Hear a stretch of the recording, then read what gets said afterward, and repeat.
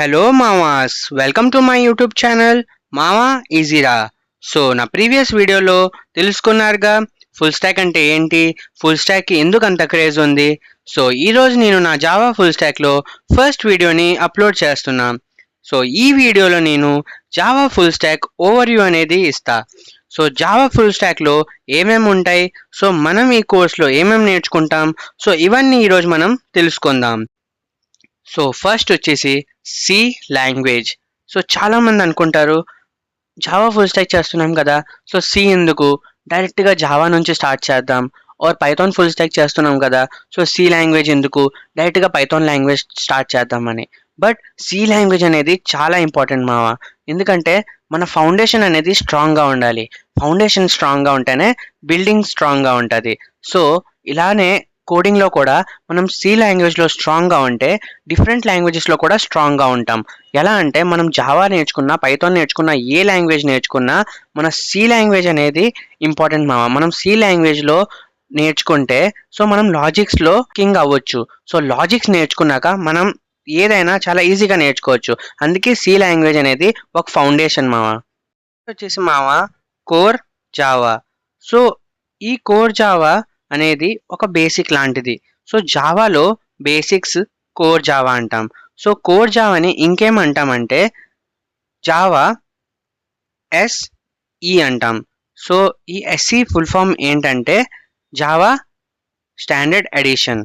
So మనం దీన్ని core Java అయినా అనొచ్చు, ఆర్ జావా స్టాండర్డ్ ఎడిషన్ అయినా అనొచ్చు. సో ఇప్పుడు కోర్ జావా అనేది దేనికి యూజ్ అవుద్ది, సో కోర్ జావా అనేది దేనికి యూజ్ అవుద్ది అంటే it's use to develop stand alone or desktop application. So మనం stand alone or desktop applications create చేసుకోవడానికి ఈ కోర్ జావా అనేది యూజ్ చేస్తాం. సో ఇప్పుడు మీ అందరిలో చాలా మందికి డౌట్ ఉంటుంది, what is stand alone or what is desktop applications మావా. సో ఇది చాలా easy. So stand alone and desktop applications అంటే మన డెస్క్టాప్ పైన కొన్ని అప్లికేషన్స్ ఆర్ మన ఫోన్ పై స్క్రీన్ మీద కొన్ని అప్లికేషన్స్ ఉంటాయి మావా. లైక్ దానికి ఇంటర్నెట్ అనేది యూస్ అవ్వదు. సో ఇంటర్నెట్ లేకుండా యూజ్ చేసే అప్లికేషన్స్ని మనం stand alone or desktop applications అంటాం. సో ఎగ్జాంపుల్ ఏంటంటే like timer or calculator or image gallery.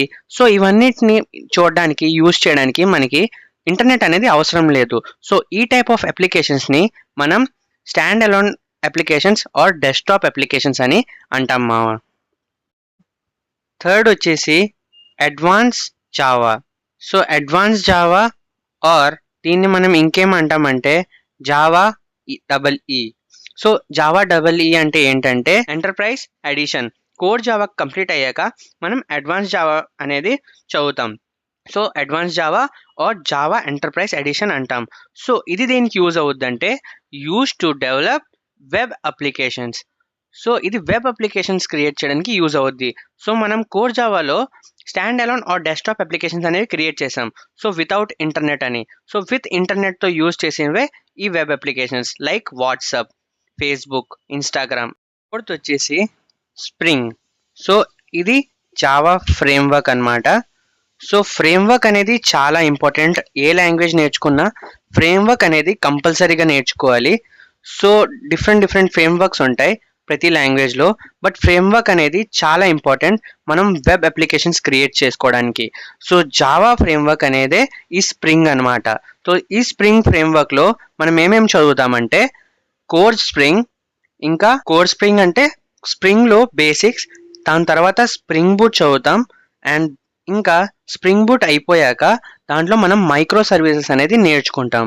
So ఈ జావా ఫ్రేమ్వర్క్ అనేది చాలా ఇంపార్టెంట్. సో ఈ జావా స్ప్రింగ్ ఫ్రేమ్వర్క్ అనేది మన రెజ్యూమ్లో ఉంటే మన రెజ్యూమ్కే ఒక ప్లస్ పాయింట్.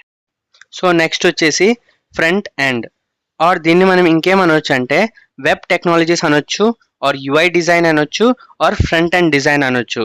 సో ఇది కూడా చాలా ఇంపార్టెంట్.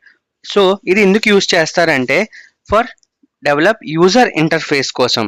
సో యూజర్కి కనిపించే వెబ్ పేజ్ మీద దాన్ని క్రియేట్ చేయడానికి ఈ ఫ్రంట్ ఎండ్ అనేది యూజ్ చేస్తాం. సో ఈ ఫ్రంట్ ఎండ్లో బేసిక్స్ ఏమంటే HTML, CSS. సో HTML అంటే అందరికీ తెలుసు, hyper text markup language. CSS అంటే cascading style sheet or JavaScript. So ఇది ఈ ఫ్రంట్ ఎండ్కి బేసిక్ పార్ట్ అనమాట. బేసిక్లో స్ట్రాంగ్ అయ్యాక మనం రియాక్ట్ జేఎస్ నేర్చుకోవచ్చు. ఓన్లీ రియాక్ట్ జేఎసే కాదు, ఇంకా కొన్ని లైబ్రరీస్ అనేవి ఉంటాయి ఫ్రంట్ ఎండ్‌లో. Angular JS, express JS, node JS. So, ఏవైనా నేర్చుకోవచ్చు.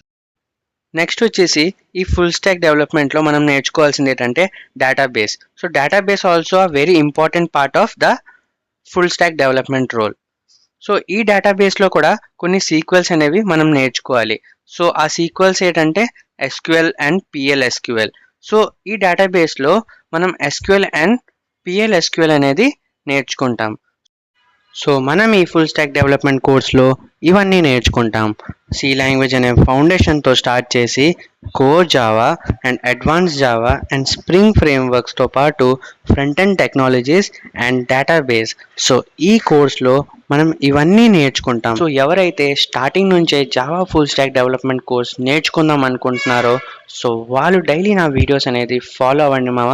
సో, రేపటి నుంచే నేను సి లాంగ్వేజ్ అనేది స్టార్ట్ చేస్తున్నా. సో, మీరందరూ ఆ వీడియోస్‌ని ఫాలో అవ్వండి. సో, మీ అందరికీ అర్థమైనట్టు చాలా ఈజీగా చెప్తా. సో, అప్పటి వరకు టేక్ కేర్ మామాస్. Bye bye.